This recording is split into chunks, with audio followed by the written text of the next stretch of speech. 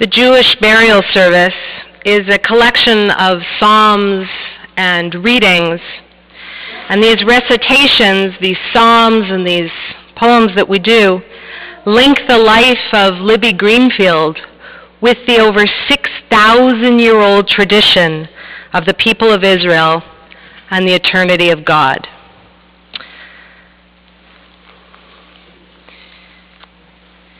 Mizmor LeDavid,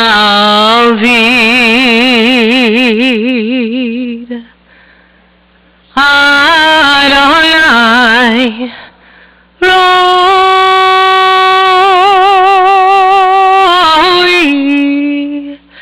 Lo Echsar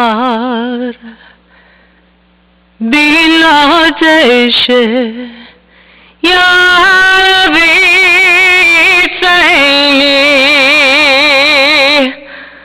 על מי מנוחות ינעלני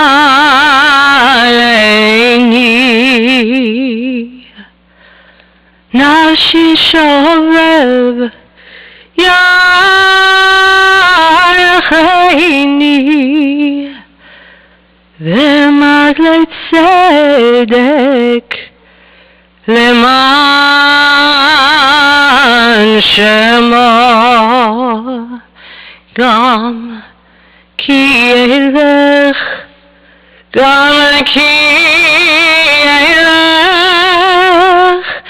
בגיא צל מוות לא ירא כי אתה עמדי שבטך ומשענתך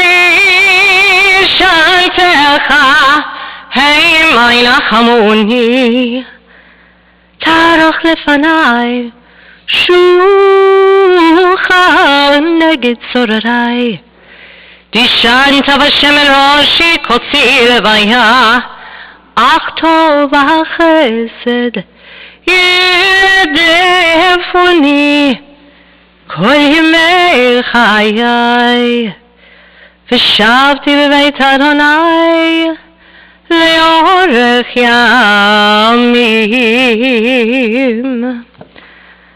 That was, of course, the Psalm of David.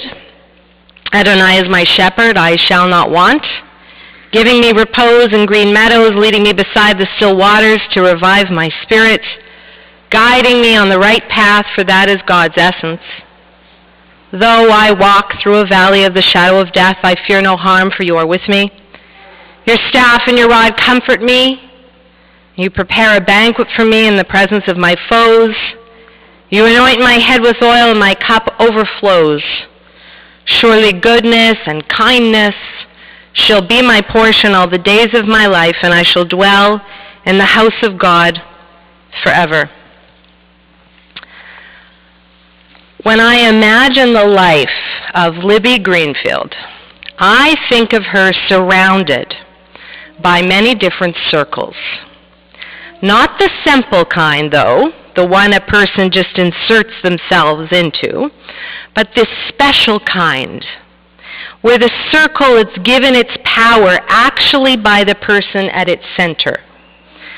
For Libby, this grew right from her ability to care for others. Throughout many chapters of her life, those around her were drawn to her to be nurtured, to be taught, to be fed, supported, and encouraged, to experience her calm, her evenness, her peacefulness, and just her way. And even when she faced her own challenges, she was, throughout this, through physical deterioration, through her own losses, she was remarkable because she was a well of strength, fulfilled by fulfilling, and this was unwavering. The great sages teach us about one concept closely related, which is the Hachnasat Orchim.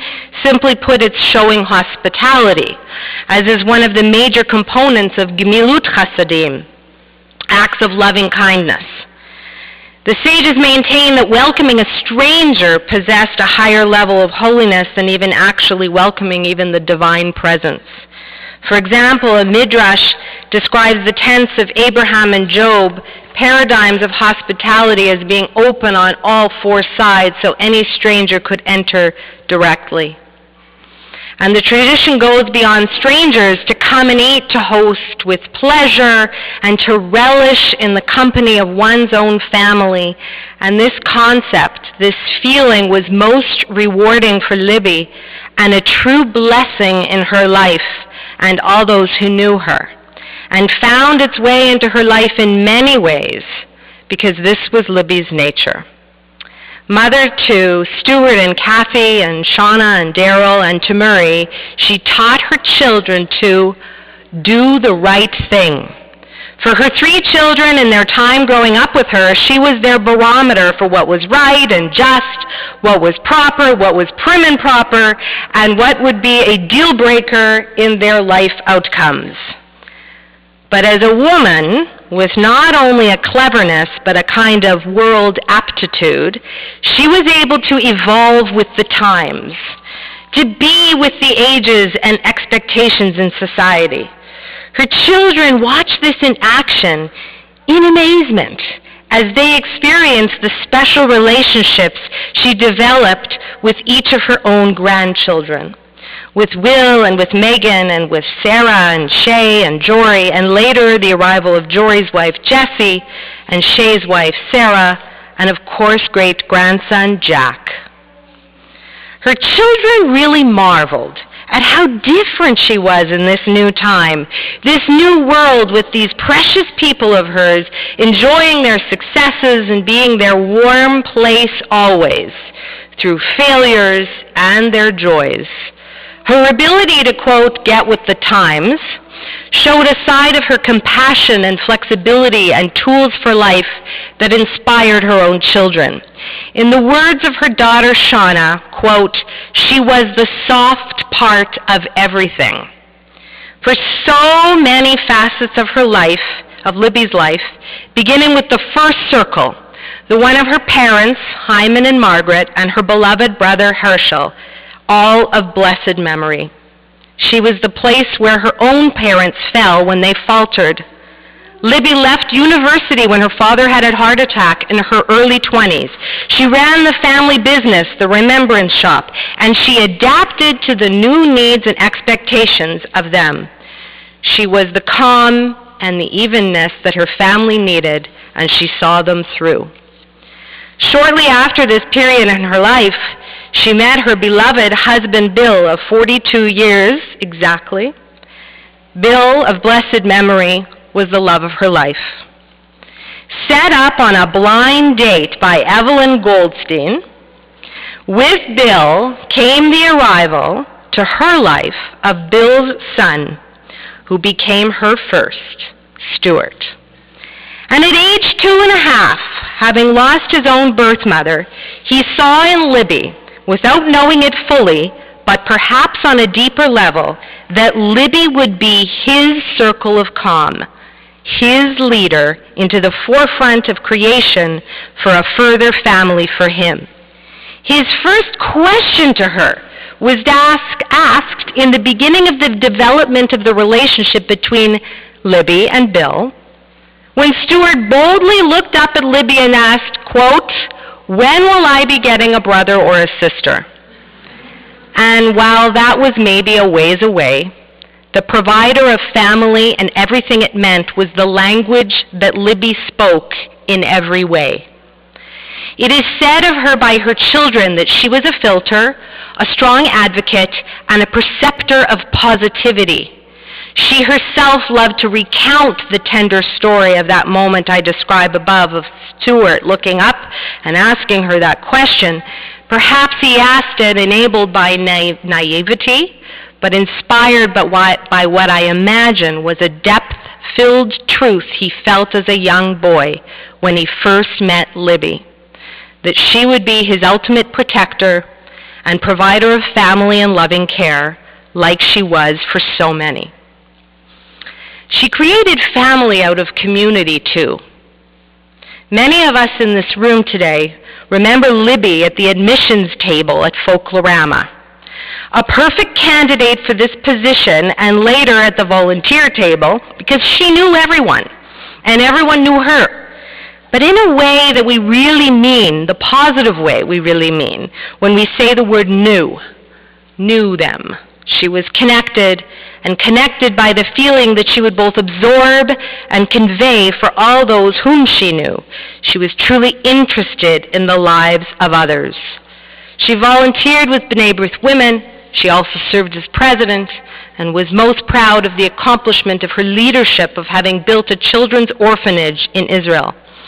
She volunteered at Talmud Torah, at Chevra Mishnayos, and on a national level for the Multicultural Council of Canada. A woman with 71 cousins. She knew all of them. And not just by name and enough to send a card once in a while, but the kind with interest in truly how they were all doing, keeping track of where everyone was and their interests. And in addition to cousins, many of them were also her friends, like the special friendship she enjoyed with Bill's first cousins, Bernie and Evelyn, and all the years that went beyond the first house they shared as two families, and then just a block away from each other near Vanier Drive. Just like she knew up until the end of her days, of all her life, where each and every one of her grandchildren were, who was awaiting to find out about which university. And she spoke to Elaine, her sister-in-law, every day and continued to enjoy her loving, close relationship with her niece and nephew, David and Sharon. Forever connected to them, like she was to many of her various circles of people who gravitated to her. Daily phone calls with best friend Doreen Davidow and her closeness with cousin Miriam Diamond remained a constant, as did her forever connectedness to Bill's sister Rose of blessed memory, whom Libby made sure to keep close to her throughout the years. She had a way about her that made this natural.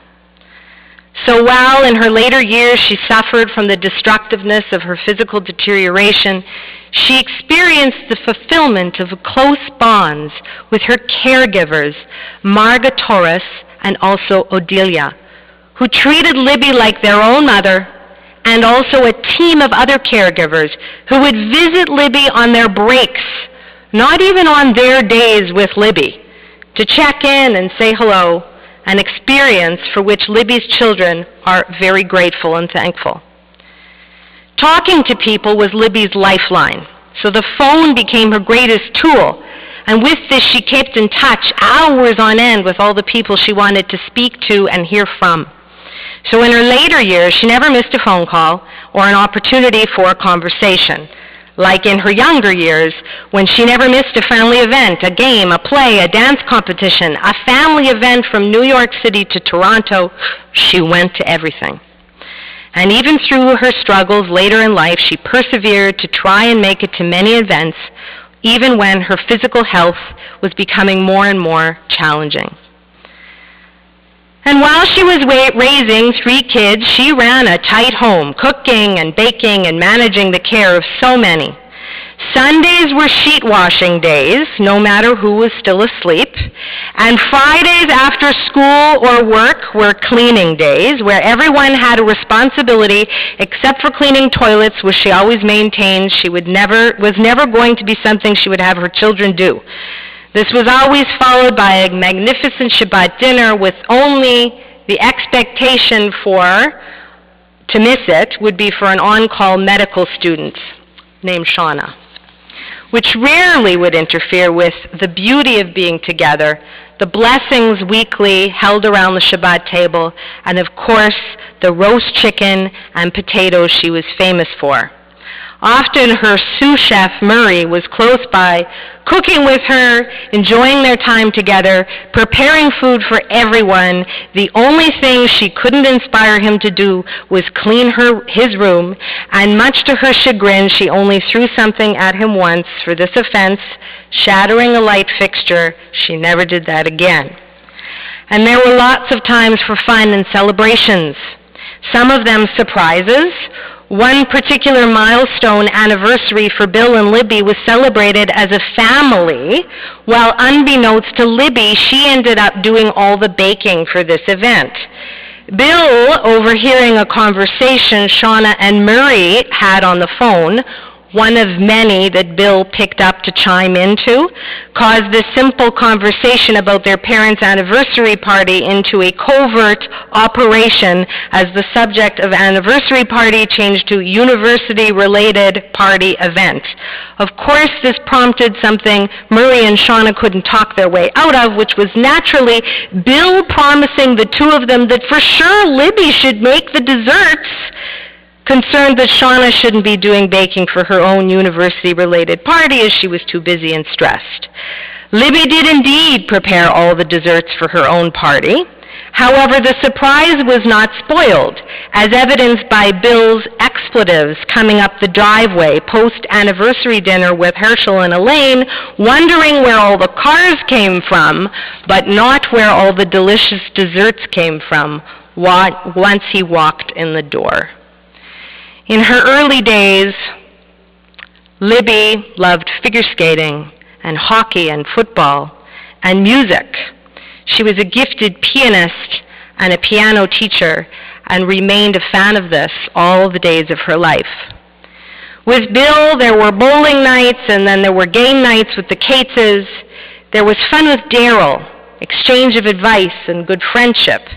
There were home decor choices with Shauna, and lots of bar and bat mitzvah menu advice for everyone. And Libby also liked to know where everyone was at all times. Bill and Libby themselves enjoyed travel to Hawaii and Israel and San Francisco, but there's a trip of note where they went to London and hadn't called home in a week, much to the surprise of their 3 children who were taught by their parents whenever they traveled to call weekly or daily or else. This prompted follow-through to the point where, 7 months long living in Israel, Kathy and Stuart would find themselves schlepping to the Jerusalem Hilton to call home regularly, while Bill and Libby managed to spend a week in London and then on to Paris, telling nobody, and by that we mean none of their children, of their whereabouts. Until chased down by their kids, they were found in Paris, not even where they said they would be, another no-no the kids were always taught, never to do as they were growing up. When Libby was little and growing up in Invermay, Saskatchewan, there's a lovely story of her and her 2 partners in crime, these 2 huge German shepherds. She was a kind of wanderer even then and liked to explore. So her father figured out a way to find her. He would send both dogs out, and if one came back without the other, he knew it was all good, that one of their dogs had stayed to be with Libby and would bring her back safely in a short while. He knew if they both came back empty-handed, so to speak, he should begin his search, and she would always be found. This is much like the story Libby loved to tell about Shauna when Shauna was little. Stuart and Bill were busy working on building or fixing something, and they were trying to send this little toddler Shauna out of harm's way, or simply out of the way. So they would tell her in a loving way to, quote, get lost. So she would wander off. But she would always reappear. To her dismay, she would say, quote, I tried so hard, but I couldn't get lost, she would say. And I think Libby loved telling this story because this is true of the family Libby created. Everyone always circled back to her, around her, to be with her. So may her life be forever an inspiration to you, to all who knew her, to her family, for your circles and the many more you will make to continue to grow stronger. May they always be bound up by your memory. May you always be bounded together. Tehi nishmata tzura tzur chayim. May her soul be bound up in the bond of life forever. May she forever rest in peace. And we can all say, Amen. It's now an honor for me to call upon Shauna to share a few more words about her mother of blessed memory.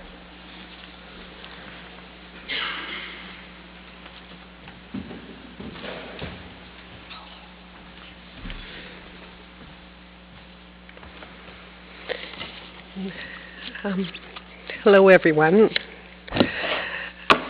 My mother was a very special woman.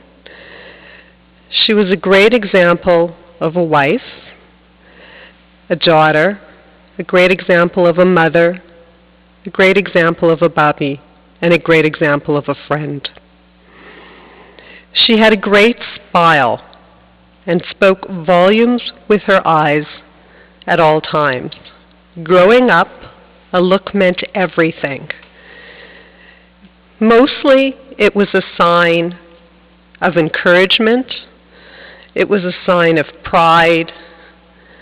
It was a sign of happiness. Occasionally, it was a sign of discipline. And a look from Libby, or Mom, meant smarten up. But no matter what that look was, it was always a look of love. Until the very end, a look from my mom meant everything to the three of us, and also to her grandchildren.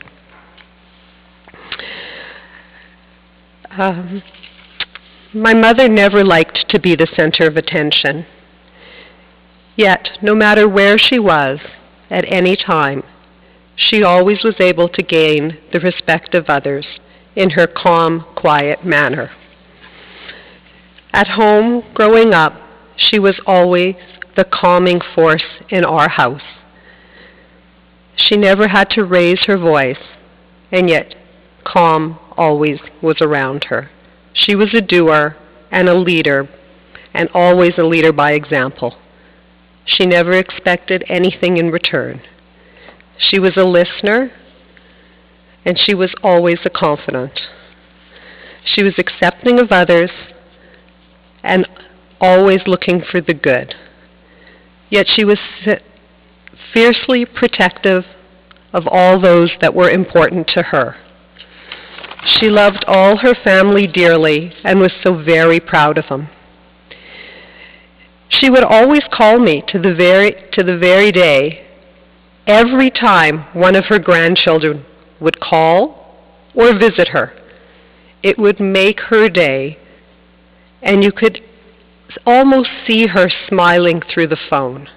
It didn't matter what they called her to tell her about, just that they called her to share anything. She was very proud of all the accomplishments of her children, their spouses, proud of her brothers, her sister-in-laws, her nieces, her nephews.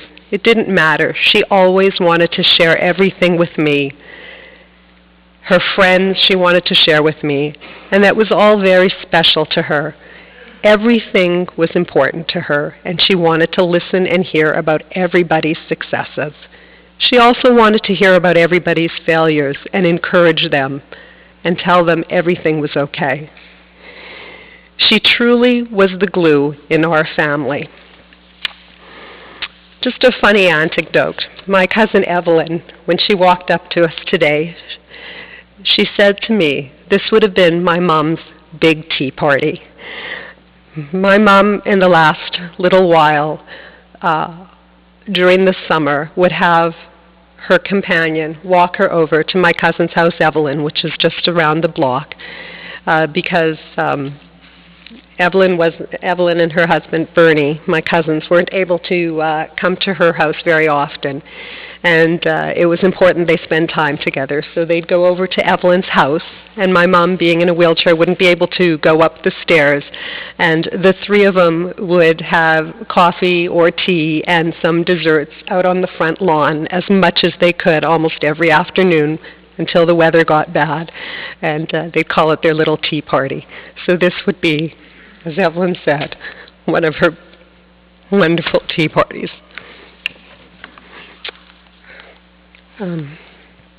I just wanted to read to you a note I got from a friend of mine that really sums up my mom. Your mom was such a kind woman and so generous. She always had nice things to say about people and made people feel very special. She was so generous with her time to her family and to all her causes. A great lady and a great role model to all. You will find comfort in your memories of happier times with her. Mom and Dad, may you both be in peace together.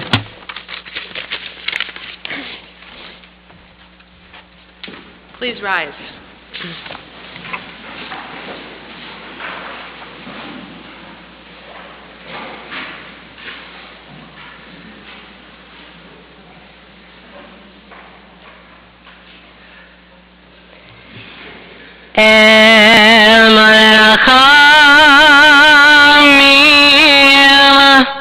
شاخین بامرومیم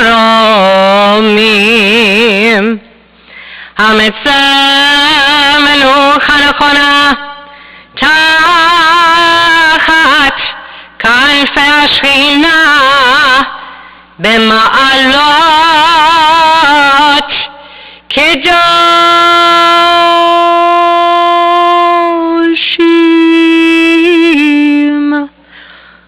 و جهاریم که دار حرکیم ماشیم نشمدم و بعد من یشب خیم شخل علما بگانیدن تیمنو خطا انا بالرحمیم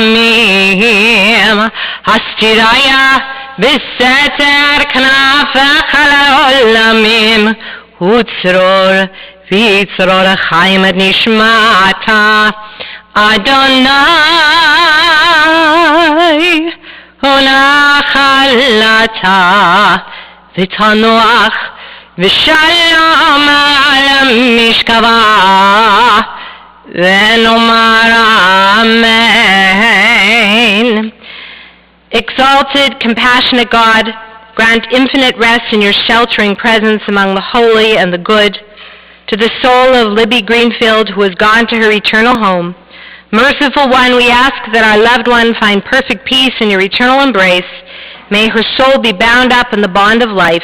May she forever rest in peace. And we can all say, Amen. You may be seated for a moment. So, interment will now follow at B'nai Abraham Cemetery, all the way down Main Street. But the funeral procession on the way there is going to take a detour to the Chevra Mishnayos on Jefferson as a moment of honoring as we escort Libby to her burial.